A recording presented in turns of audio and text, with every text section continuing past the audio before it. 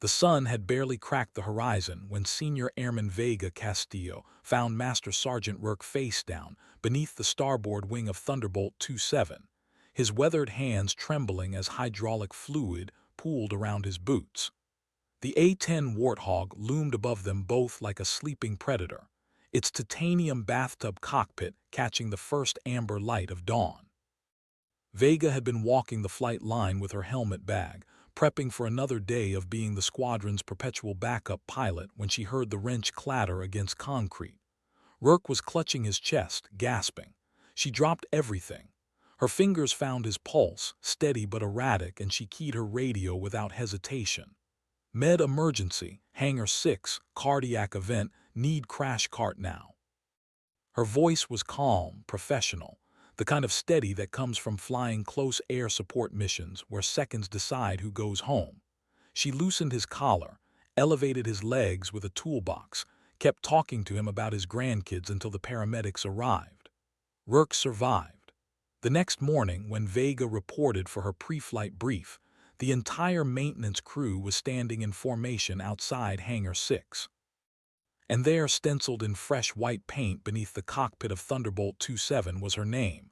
Not her rank, not her call sign, just Vega. No one had asked permission. No one had filed paperwork. The crew chief, a woman named Ortiz with grease permanently tattooed into her knuckles, simply nodded when Vega stared at the letters. "Rourke's bird," Ortiz said. "He wanted you to have it." That morning, the story rippled through Bagram Airfield like a shockwave.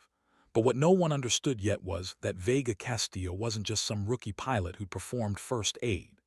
She was a woman who'd spent 6 years clawing her way through a system that had tried to bury her at every turn. A pilot who'd logged more combat hours than most of the men who sneered at her call sign.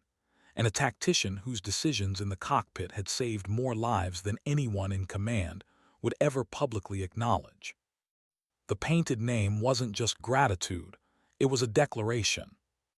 Within 72 hours, Vega would fly that A-10 into a mission so catastrophic that it would redefine what the Air Force considered possible. Within a week, her call sign would be spoken in the same breath as legends. But on that morning, standing beneath the nose of Thunderbolt 27, she simply ran her fingers across the white letters and whispered a promise to the machine that had chosen her. "Let's make them remember." The operations briefing room smelled like burnt coffee and old sweat, the kind of scent that never quite leaves military buildings no matter how many times they're scrubbed. Vega sat in the back row, her flight suit crisp despite the heat, her notepad open but empty. Major Kellen, the squadron operations officer, stood at the front beside a plasma screen displaying a topographical map of the Koringal Valley. His voice was clipped, efficient, designed to convey maximum information with minimum emotion. Enemy activity has increased 17% in Grid Echo 9. Intel suggests a high-value target, possible Taliban command structure, embedded in the village of Darya Khan. Ground forces are requesting close air support for a dawn raid, 72 hours from now. Vega's pen hovered above the paper. She'd flown the Koringal twice before, both times through weather so violent it had felt like the mountains themselves were trying to swat her from the sky. Kellen continued. Primary CAS will be Viper Flight F-16s out of Kandahar. Backup will be Hog Flight A-10's, Khalsan Chaos 21 and 27. Vega's heart kicked once hard. 27, her bird. Kellen's eyes found her in the back row, and for a moment something unreadable flickered across his face.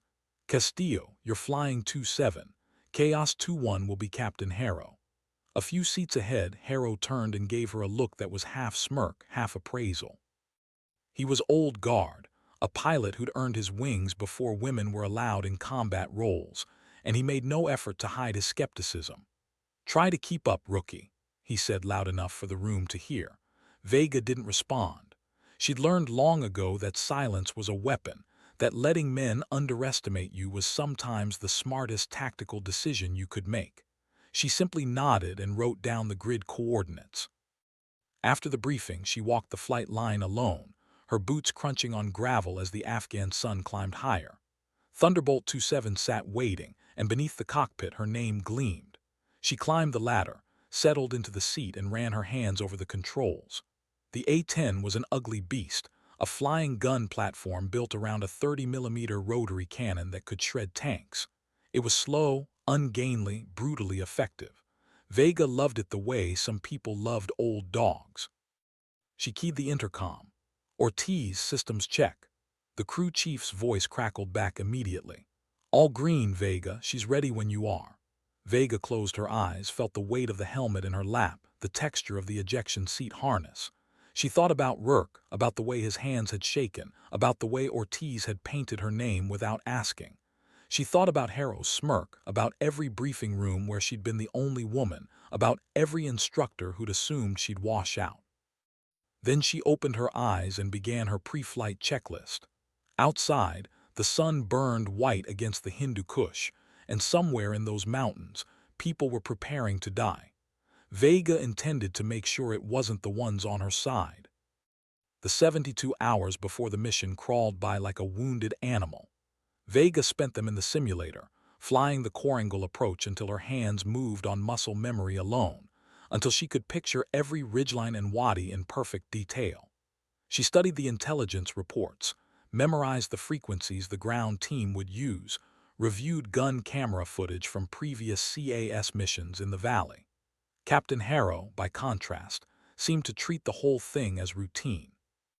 She saw him twice in the Chow Hall, laughing with other pilots, his confidence the kind that came from never having had to prove himself. On the third day, she found herself alone in the ready room with Colonel Voss, the wing commander. He was a lean man with silver hair and eyes that missed nothing. "Castillo," he said, not looking up from the report he was reading. "Sir, you know why you're flying this mission?" She hesitated. "Because 27 is mission capable and I'm qualified, sir." Voss finally looked at her. "You're flying it because Rourke requested it. He's been a crew chief for 23 years. He's forgotten more about A-10’s than most pilots will ever know.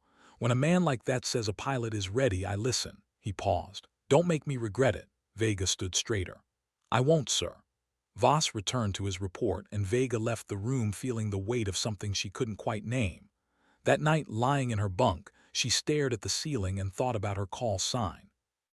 Chaos? It had been given to her during training, meant as an insult. The instructors said she flew erratically, that her tactics were unpredictable. What they didn't understand was that chaos, when properly controlled, was the most powerful weapon in aerial combat. Unpredictability kept the enemy guessing. Aggression kept them defensive. And precision, hidden beneath the apparent disorder, was what kept you alive. She thought about her father, a Marine who died in Fallujah when she was 12.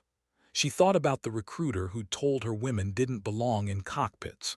She thought about the name painted on 27's nose, and somewhere in the darkness of her barracks, Vega Castillo smiled. Dawn came cold and violent, the kind of morning where the sky looked bruised before the sun even rose. Vega was already suited up, her survival vest heavy with gear, her sidearms snug against her ribs. The walk to the flight line felt longer than usual, every step deliberate, every breath measured. Thunderbolt 27 waited like a patient warhorse, and A-10’s was there with her crew, making final checks. "She's singing," A-10’s said, patting the fuselage. "Treat her right." Vega nodded, climbed the ladder, and settled into the cockpit. The pre-flight was mechanical, automatic. Engine start, systems green, weapons armed. She could hear Harrow on the radio, his voice casual as he ran through his own checklist. "Chaos 2-1 ready for taxi." "Chaos 2-7 ready," Vega replied. Tower cleared them, and the two A-10’s rolled toward the runway in formation, their turbofan engines whining like banshees. The takeoff was smooth, and within minutes they were climbing into the Afghan sky, the airfield shrinking below them. Vega banked east toward the mountains, and the radio came alive. "Chaos flight, this is Overlord. Ground team is 5 mics from objective. Weather is marginal, visibility 3 miles, scattered clouds at Angels 8. Viper flight is delayed due to maintenance. Your primary CAS until further notice." Harrow's voice crackled back. "Copy, Overlord. Chaos flight is en route." Vega felt her pulse settle into the rhythm of flight. This was where she lived, where everything made sense.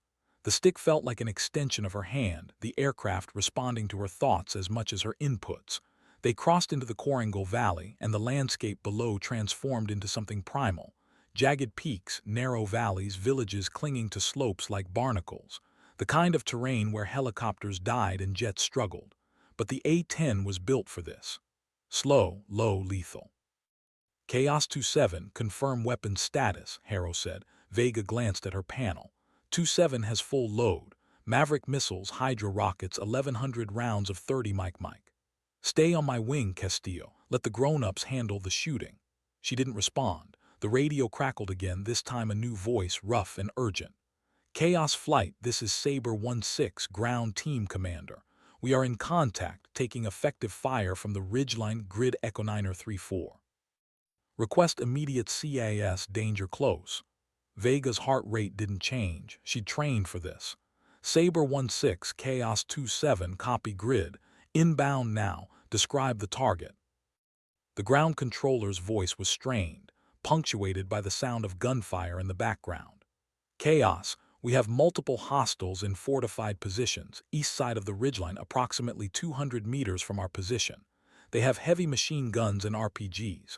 We are pinned down, 6 casualties, need immediate suppression. Vega scanned the terrain through her targeting pod, her fingers dancing across the controls.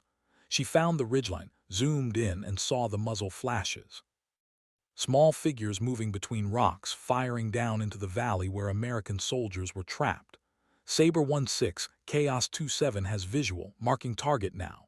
She lays the position and her heads-up display lit up with targeting data. Harrow's voice cut in. 27, hold position, I'm making the first run. Vega's jaw tightened, but she keyed her mic. Copy 2-1. Harrow's A-10 banked hard, descending toward the ridgeline. She watched him line up, his aircraft steady, professional. Then he fired. The GAU-8 Avenger roared to life, a sound like the sky tearing in half, and a stream of depleted uranium rounds chewed into the mountainside. Dust and rock exploded, but when the smoke cleared, the muzzle flashes continued. Harrow had missed the fortified positions by 30 meters. Saber 16, Chaos 2-1, assess effects. The controller's voice was tight. Negative effect, Chaos, we're still taking fire. We need that ridge cleared now. Vega didn't wait for permission. She rolled inverted, pulled the nose down, and dove toward the target. Her eyes tracked every detail. The angle of the sun, the wind speed, the distance from friendly forces. Danger close meant less than 100 meters. One mistake and she'd kill the people she was trying to save. Her finger hovered over the trigger. 27 is in hot. The gun spooled up and Vega fired. The A-10 shuddered as the cannon unleashed 70 rounds per second, the recoil slowing the aircraft mid-flight. She walked the fire directly into the enemy positions, precise, surgical. Rock and bodies disintegrated. She pulled up hard, banking left, and immediately rolled into another pass. Saber 16, assess.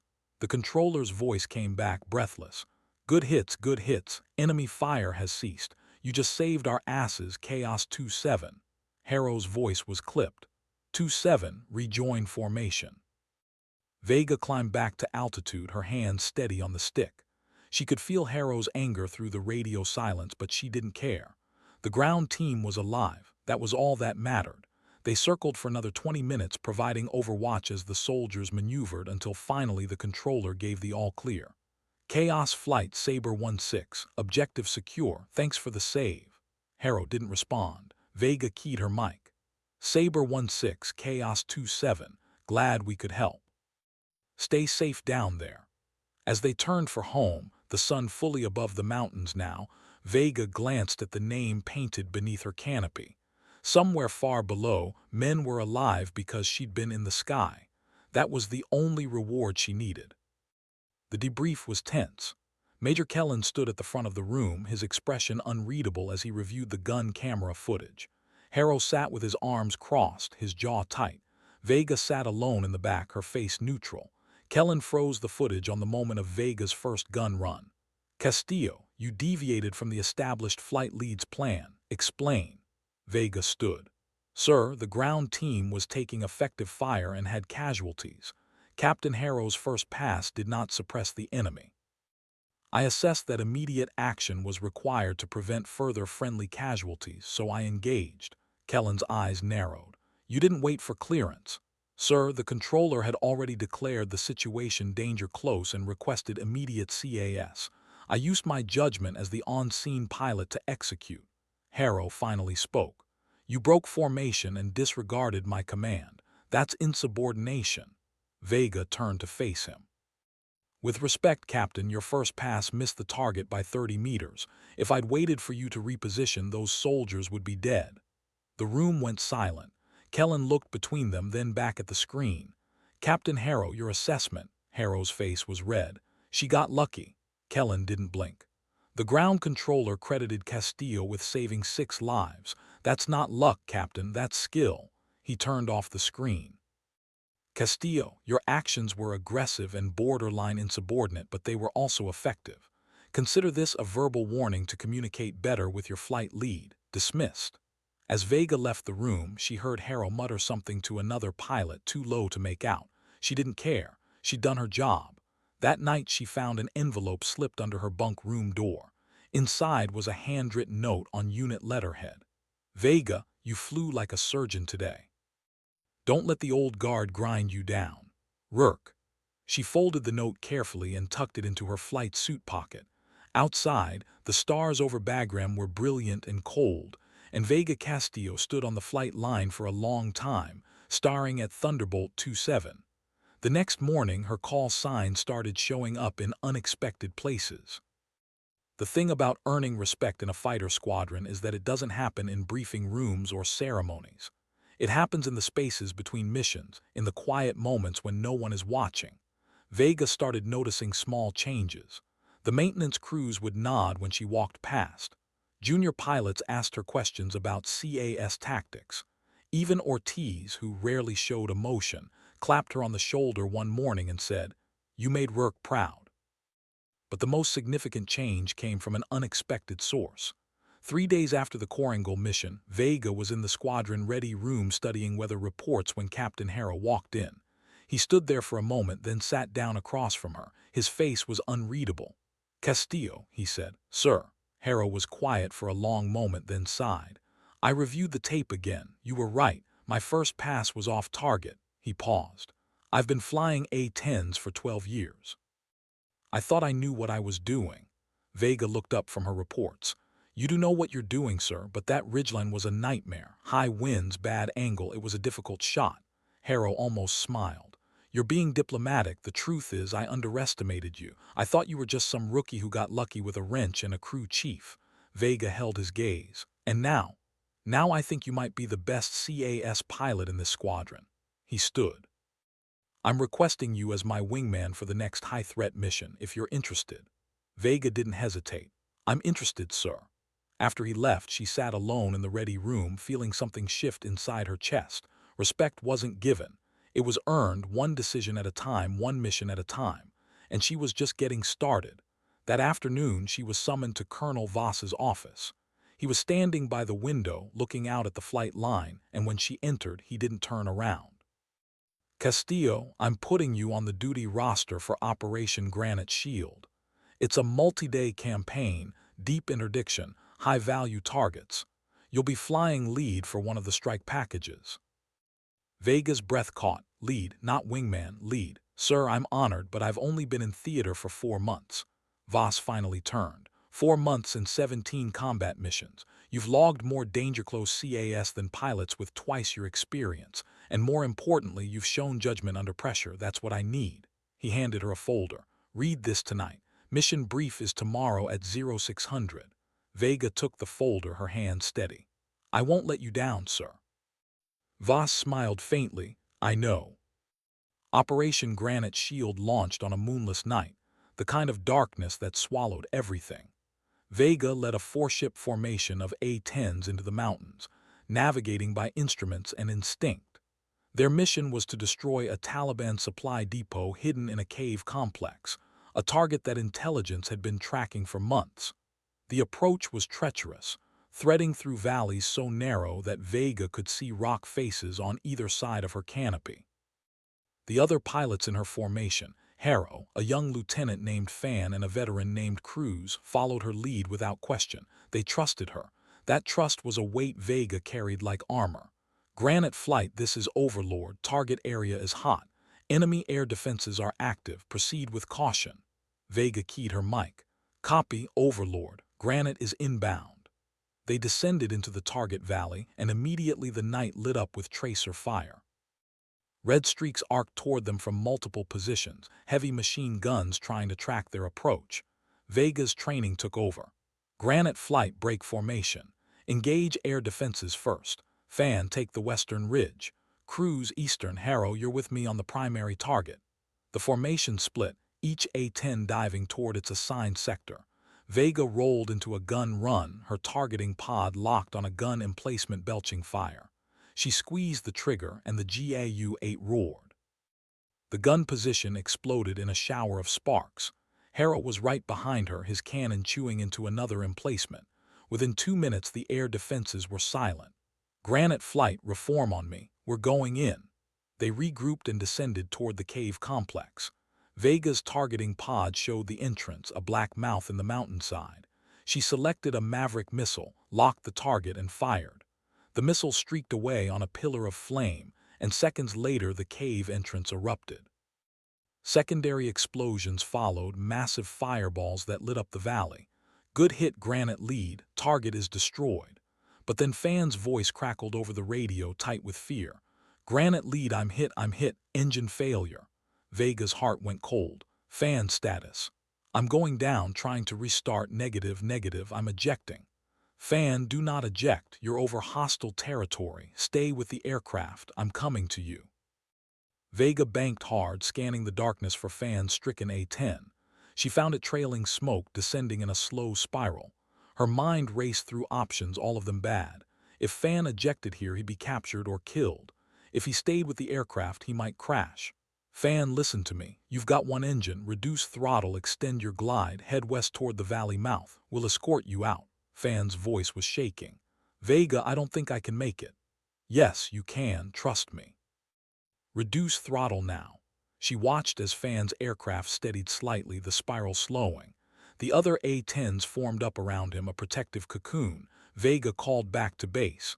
Overlord, Granite lead. We have a wounded bird, single engine, attempting emergency egress. Request immediate SAR standby. Copy, Granite. SAR is spinning up. Get him to the valley mouth. The next 10 minutes were the longest of Vega's life. Fan's A-10 was barely flying, losing altitude steadily, and the valley mouth was still 5 miles away. She talked him through every second, her voice calm, steady, even as her heart hammered in her chest. You're doing great, Fan. Keep the nose up. Small corrections, don't overcorrect. Behind them, the burning cave complex cast an orange glow against the mountains.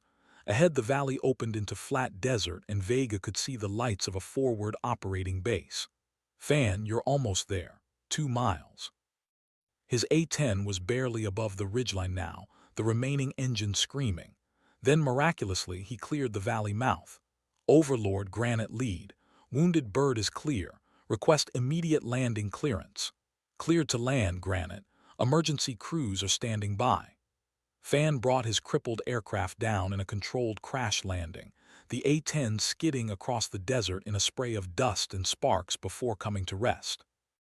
Emergency crews swarmed the wreckage, and moments later Fan climbed out, shaken but alive. Vega circled overhead, watching until she was certain he was safe. Then she keyed her mic. Granite Flight, form up, we're going home. As they flew back toward Bagram, the first light of dawn breaking over the mountains, Harrow's voice came over the radio. Vega, that was some of the finest flying I've ever seen. She didn't respond immediately, too overwhelmed to trust her voice. Finally, she keyed her mic. We're a team, Chaos. That's what we do. The story of that night spread through Bagram like wildfire. By the time Vega landed, there were people waiting on the flight line. Fan was there, still in his survival gear, and when Vega climbed down from Thunderbolt 27, he pulled her into a hug. You saved my life, he said. Vega shook her head. You saved your own life, I just talked you through it. But Fan wasn't the only one waiting. Rourke was there, leaning on a cane, his face drawn but smiling. Ortiz stood beside him, arms crossed, nodding with satisfaction.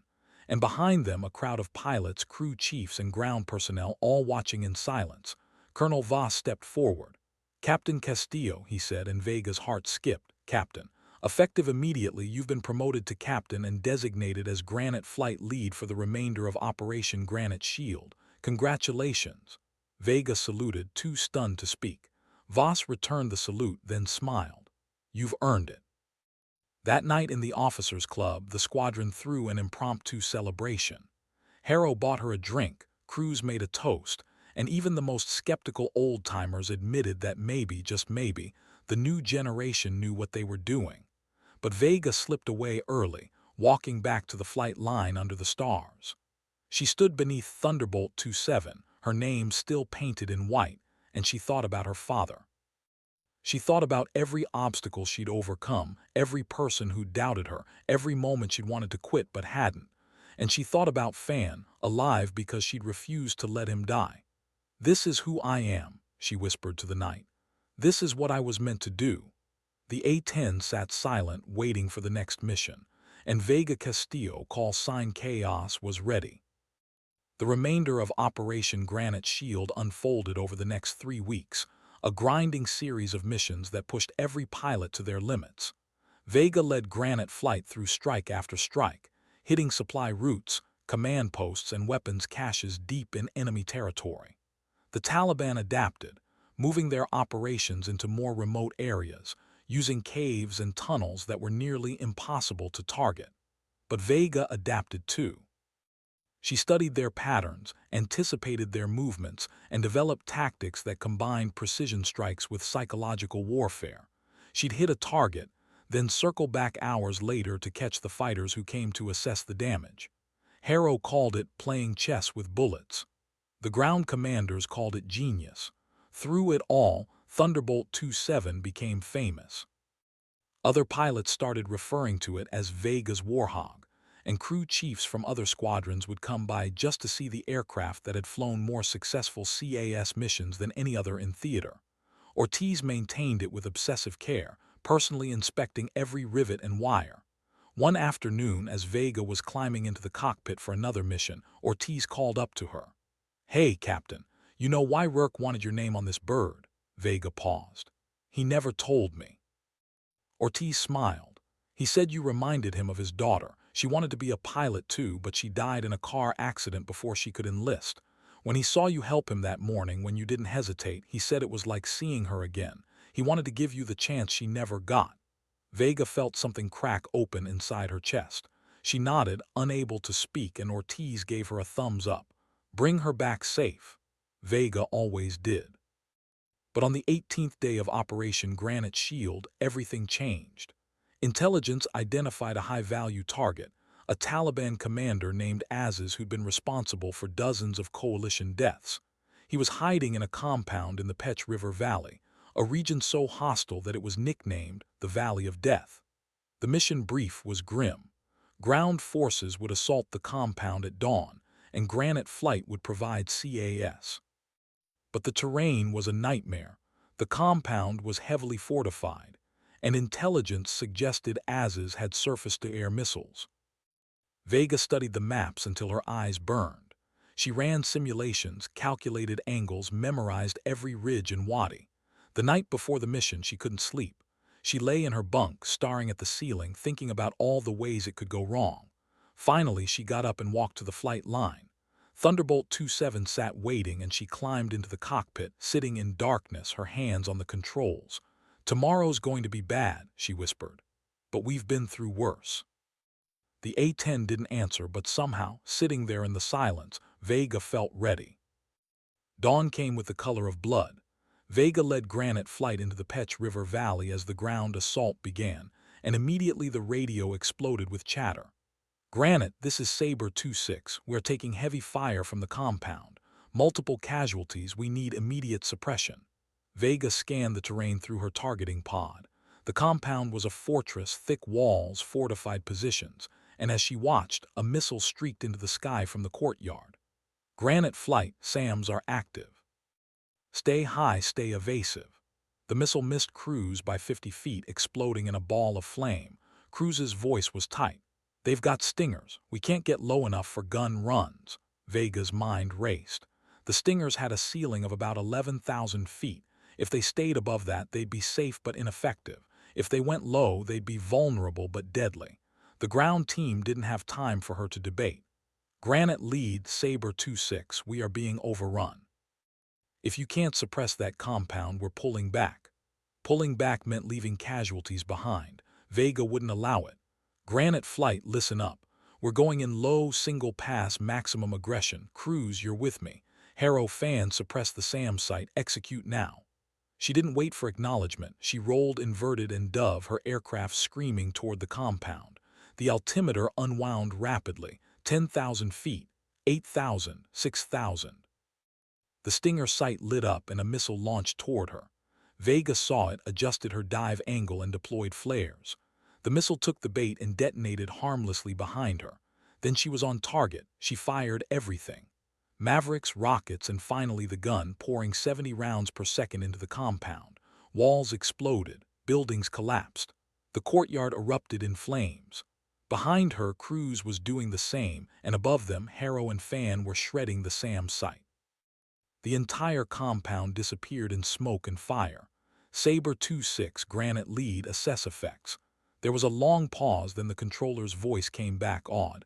Granite, the compound is destroyed. Enemy fire has ceased completely. You just saved this entire operation. Vega pulled up, her hands shaking from adrenaline. Copy, Saber. We're here as long as you need us. They circled for another hour, but the battle was over. A-10’s was dead, his fighters scattered or destroyed. When Granite flight finally turned for home, the sun was high and merciless, and Vega felt the weight of what they'd done settle into her bones. That night, Colonel Voss called her into his office again. Castillo, I'm putting you in for the Distinguished Flying Cross. What you did today was beyond exceptional. Vega shook her head. Sir, I was just doing my job. Harrow, Cruz, Fan, they're the ones who made it possible. Voss smiled. That's why you're a good leader, Captain. You understand it's not about you. It's about the team. He paused. But don't sell yourself short. What you've accomplished in 4 months is what most pilots take years to achieve. Vega left his office feeling something she hadn't felt in a long time. Pride. Not arrogance, not ego, but the quiet satisfaction of knowing she'd proven herself. The next morning, she found something unexpected waiting at Thunderbolt 27. Beneath her name, Ortiz had painted a new line. The Angel of the Korengal. Vega stared at it, her throat tight. Ortiz walked up, grinning. The ground team started calling you that, figured it should be official. Vega reached out, touched the letters, and felt tears sting her eyes. Thank you, she whispered. Thank you for believing in me. The war continued, as wars do, but something fundamental had shifted. Vega was no longer the rookie pilot trying to prove herself. She was a combat leader, a tactician whose name was spoken with respect across multiple commands. Junior pilots requested to fly with her. Ground commanders specifically asked for Granite flight when they needed CAS. Even the cynics, the old guard who doubted her from the beginning, admitted that Captain Vega Castillo was the real deal. But success came with a price. The missions grew more dangerous, the targets more difficult, and the losses more personal. Vega attended memorials for pilots she'd flown with, stood at attention as flag-draped coffins were loaded onto transport aircraft. She learned that leadership meant carrying the weight of every decision, every life saved and every life lost. One night, sitting alone in her quarters, she wrote a letter to her mother. She wrote about work, about Thunderbolt 27, about the missions and the fear and the strange, fierce joy of doing exactly what she was meant to do. She wrote about her father, about how she finally understood what had driven him to serve, even knowing the risks. I'm not the same person I was 6 months ago, she wrote. I've seen things I can't unsee, done things I can't undo, but I'm proud of who I've become. I hope Dad would be too. She never sent the letter. Some things were too big for words. Instead, she folded it carefully and tucked it into her flight suit pocket, next to Rourke's note. They were her talismans, reminders of why she flew. The final mission of her deployment came on a December morning, the Afghan winter settling into the mountains. Granite flight was tasked with escorting a convoy through the Khyber Pass, a route that had seen more ambushes than anyone cared to count. Vega led her flight into position, 4 A-10's in a loose formation above the convoy. The landscape below was stark, beautiful in its harshness, and for a moment Vega allowed herself to simply appreciate it. Then the radio crackled. "Granite, this is Sabre 3-1 Convoy Commander. We've got reports of enemy fighters massing ahead. Stay alert." Vega keyed her mic. "Copy, Sabre. Granite is watching." The ambush came at the narrowest point of the pass, exactly where Vega would have planned it. RPGs streaked from the hillsides and machine gun fire raked the convoy. Two vehicles were hit immediately, one erupting in flames. The convoy commander's voice was urgent. "Granite, we need immediate fire support. Grid Delta 742. Vega was already diving. "Granite flight, engage at will. Crews, take the northern hillside. Harrow southern. Fan, you're with me on the eastern ridge." The 4 A-10's split like a choreographed dance, each pilot moving to their assigned sector with precision. Vega locked onto a group of fighters with an RPG launcher and fired. The cannon rounds tore through rock and flesh, silencing the position. Around her, the other pilots were doing the same, their guns creating a perimeter of destruction around the convoy. Sabre 3-1 Granite lead. Hostiles are suppressed. Move your convoy now. Copy, Granite. Moving. The convoy accelerated through the kill zone and Vega's flight provided continuous cover, circling like predatory birds. Every time enemy fighters tried to reposition, the A-10's were there, guns blazing. Within 10 minutes, the convoy was clear. Granite leads Sabre 3-1, all vehicles accounted for. 2 wounded, no KIA, you just saved this convoy. Vega felt relief wash over her. Copy, Sabre, glad we could help. As Granite flight turned for home one last time, Vega looked down at the mountains, the rivers, the villages scattered across the landscape. She'd spent 6 months fighting above this country, and now she was leaving. Part of her felt relief. Part of her felt something else, something like grief. Granite lead, this is Overlord. You're cleared to return to base. Your deployment is complete. Well done. Vega keyed her mic one final time. Copy, Overlord. Granite flight is coming home. They flew back in formation, the 4 A-10's silhouetted against the winter sun. When they landed at Bagram, the entire squadron was waiting. Rourke was there, walking without his cane now, grinning. Ortiz was there with her crew, holding a bottle of champagne. Colonel Voss stood at attention, saluting as Vega climbed down from Thunderbolt 27 for the last time. And beneath the nose of the aircraft, her name gleamed in white. Vega, the angel of the KORENGAL. Captain Vega Castillo stood there, looking at the machine that had carried her through hell and back, and she whispered the only words that felt right. "Thank you." The ceremony was small, just the squadron and a few senior officers, but it meant everything. Colonel Voss presented Vega with the Distinguished Flying Cross, the medal hanging heavy on her chest as he recounted her actions over 6 months of combat. Harrow was there, standing at attention, and when Voss finished, Harrow stepped forward. "Sir, if I may." Voss nodded and Harrow turned to face Vega. "Captain Castillo, when you first joined this squadron, I'll admit I had doubts. I thought you were too young, too inexperienced, too." He paused, choosing his words carefully. "Too different from what I expected. I was wrong. You're not just a good pilot. You're one of the best pilots I've ever flown with. It's been an honor to serve alongside you." He extended his hand and Vega shook it, her throat tight. The other pilots applauded, and in that moment, surrounded by people who'd become family, Vega felt complete. That night there was a party at the officers' club, but Vega slipped away early, walking the flight line one last time.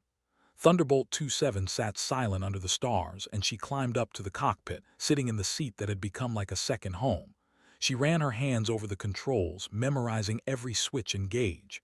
"I won't forget you," she whispered, "and I won't forget what we did together." In the distance, she could hear music from the club, laughter and voices celebrating.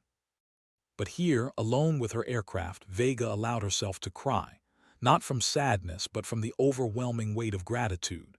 Gratitude for Rourke, who'd given her a chance. Gratitude for Ortiz, who'd maintained her aircraft with love. Gratitude for Harrow, who'd learned to respect her. Gratitude for every ground soldier whose life she'd saved, every pilot she'd flown with, every moment of terror and triumph. The next morning, she boarded a transport back to the States.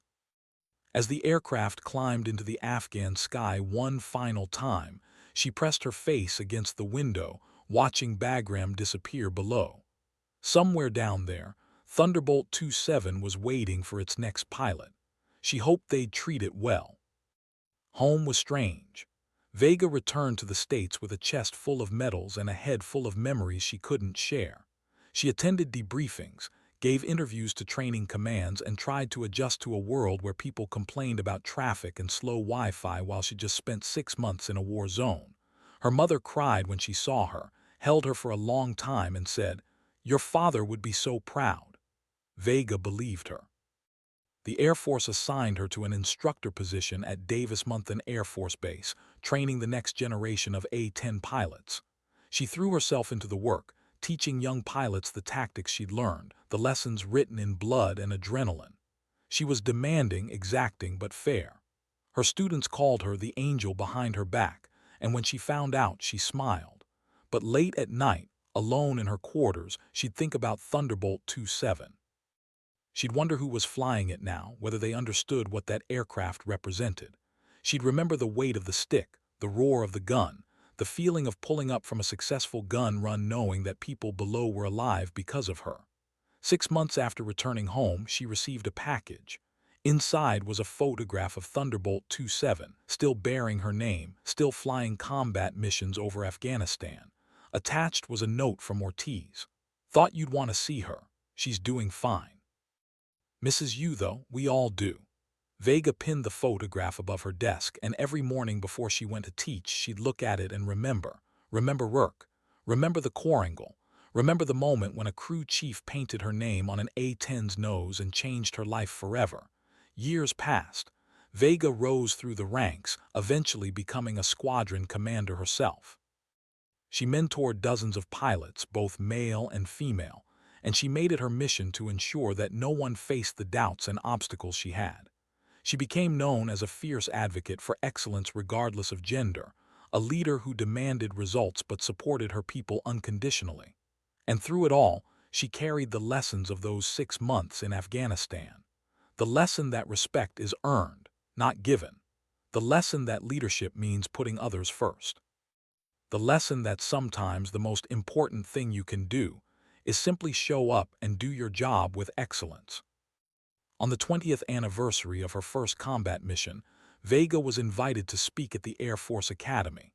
She stood before an auditorium full of cadets, young men and women who represented the future of military aviation, and she told them about work, about Thunderbolt 27, about the Quarangle Valley and the night she talked fan through an emergency landing. She told them about fear and courage, about doubt and determination. "When I joined the Air Force," she said, "I had something to prove, to my instructors, to my peers, to myself. I thought that if I could just be good enough, skilled enough, brave enough, I'd earn the respect I wanted." She paused. "But I learned something important. Respect isn't about being better than everyone else. It's about being the best version of yourself every single day. It's about showing up when people need you. It's about doing the right thing even when it's hard." She looked out at the cadets, their faces young and eager. "Some of you will face doubts. People will question whether you belong. They'll underestimate you. Let them. Then prove them wrong, not with words but with actions. Fly better, work harder, be the pilot your teammates need you to be. That's how you earn respect. That's how you build a legacy." The applause was thunderous, but Vega barely heard it. She was thinking about a morning long ago when she'd helped a crew chief and woke to find her name painted on an A-10. That moment had been the beginning of everything. After the speech, a young female cadet approached her, nervous. "Ma'am, I just wanted to say, your story inspired me. I'm hoping to fly A-10's someday." Vega smiled. "What's your name?" "Cadet Rivera, ma'am." "Well, Cadet Rivera, if you make it to A-10's, remember this. The aircraft doesn't care what you look like or where you came from. It only cares whether you can fly it well. So focus on being excellent. Everything else will follow." The cadet saluted, and Vega returned it, seeing in the young woman's eyes the same fire that had driven her. That night, alone in her hotel room, Vega pulled out the old letter she'd written to her mother years ago.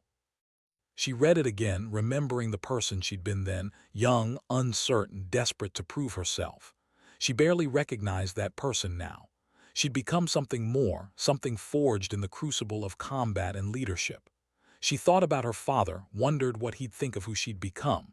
Then she smiled because she knew he'd be proud. Colonel Vega Castillo retired from the Air Force after 26 years of service.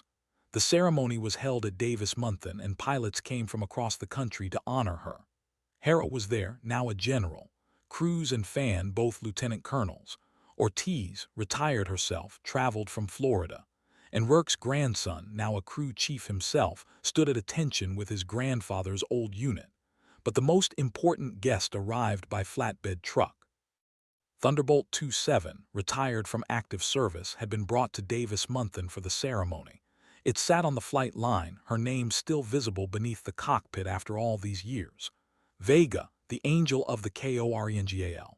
Vega stood before the aircraft, her uniform heavy with ribbons and medals, and she felt 20 years fall away. "They're going to put you in a museum," she said softly. "You deserve it." The retirement ceremony was traditional. Speeches, awards, a final salute. But afterward, when everyone else had left, Vega climbed into Thunderbolt 27's cockpit one last time.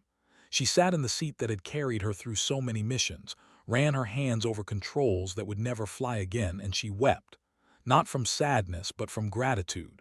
Gratitude for a life well lived, for challenges overcome, for people saved. "Thank you," she whispered to the silent aircraft. "Thank you for everything."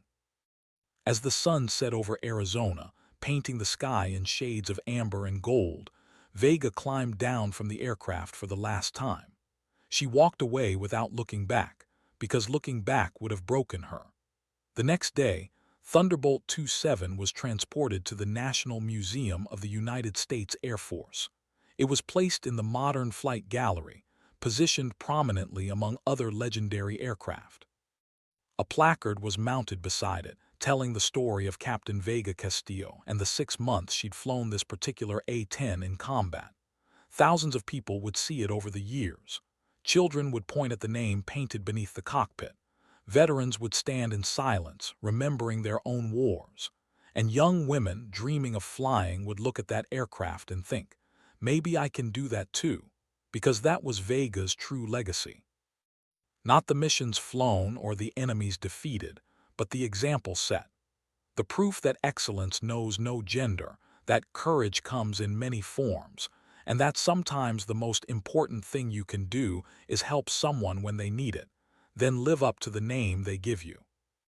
Vega spent her retirement writing. She published a memoir that became required reading at the Air Force Academy, a book that told her story with unflinching honesty. She wrote about the fear and the triumph, the doubt and the determination. She wrote about Rourke and Ortiz, about Harrell learning to respect her, about Fan's emergency landing. But most of all, she wrote about the importance of showing up, of doing the work, of being the person others could count on. The book's dedication was simple: to every person who painted their faith on the nose of an aircraft, and to everyone who's ever felt they had something to prove. She gave talks at schools and conferences. She mentored young pilots through video calls and letters. She became a consultant for military integration programs, helping design training that would give the next generation a better path than she'd had. And every year on the anniversary of her first combat mission, she visited the Air Force Museum. She'd stand before Thunderbolt 27 for hours, remembering. Once, a young girl approached her, maybe 10 years old, and asked, "Is that your name on the plane?" Vega smiled. "It is." "Were you a pilot?" "I was." The girl's eyes widened. "That's so cool. I want to be a pilot too." Vega knelt down to the girl's level. "Then work hard, study hard, and never let anyone tell you that you can't. Can you do that?" The girl nodded solemnly. "I promise." "Good. Maybe someday I'll see your name on an aircraft." As the girl ran back to her parents, Vega felt something shift in her chest. This was why she'd written the book, why she gave the talks, why she spent her retirement ensuring others wouldn't face the obstacles she had. Because legacy wasn't about what you did. It was about what you enabled others to do. That night in her home outside Tucson, Vega sat on her porch and watched the stars. Somewhere up there in that infinite darkness, pilots were flying. Some were in combat zones, others were training, still others were dreaming of the day they'd get their wings. She thought about Thunderbolt 27, silent in its museum, and she smiled. The aircraft had flown its last mission, but its work wasn't done. Every person who saw it, every child who asked questions, every young pilot who felt inspired, they were all part of the legacy. And that legacy would outlive them all. Years later, long after Vega had passed, a new generation of pilots would still speak her name with reverence. They'd tell stories about the angel of the Coringal, about the pilot who'd helped a crew chief and earned a legend. Some of the stories would be embellished, details changed, but the core would remain true. Excellence and compassion, courage and humility. A woman who'd proven that the only thing that mattered in the cockpit was whether you could fly. In the Air Force Museum, Thunderbolt 27 would remain, a silent testament to everything she'd accomplished. And beneath the cockpit, her name would stay white letters that refused to fade, a permanent reminder that sometimes the greatest victories aren't won with weapons, but with the simple act of showing up when someone needs you, and then doing the hard work of living up to the trust they place in you. The sky above the museum was endless and blue, the same sky Vega had flown through decades ago. And somewhere in that sky, perhaps, her spirit still flew, forever circling, forever watching, forever protecting. Because some people don't just leave the military. They become part of its soul, woven into the fabric of its history, inspiring everyone who comes after. Captain Vega Castillo, call sign Chaos, the angel of the Coringal, had done exactly that. And her name, painted in white on the nose of an A-10, would endure long after the last person who'd known her was gone. Because some legacies don't end. They simply transform, becoming stories, then myths, then eternal truths that guide the next generation toward their own sky. This was hers, and it was enough.